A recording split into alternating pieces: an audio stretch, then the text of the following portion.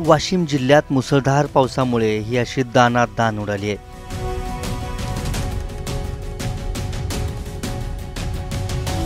रिसोड तालुक्यातील कोयाली गावातला हा व्हिडिओ पहा।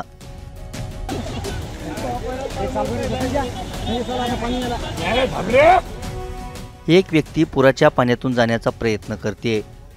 नदीच्या पुराचं पाणी पुलावरून जात असतानाही ही व्यक्ती त्यातून जाण्याचं धाडस करते, पण पाण्याच्या तीव्र प्रवाहामुळे ती व्यक्ती बघता बघता वाहून जाऊ लागली। आपल्याकडील मोबाईल सुरक्षित राहावा म्हणून त्या व्यक्तीनं वाचवायला आलेल्या माणसाच्या दिशेने फेकला, मात्र तो प्रयत्नही फेल झाला।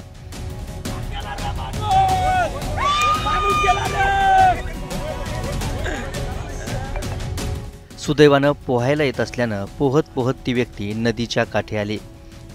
वाशिम जिल्ह्यातील अनेक भागात पावसाचा कहर पाहायला मिळतोय।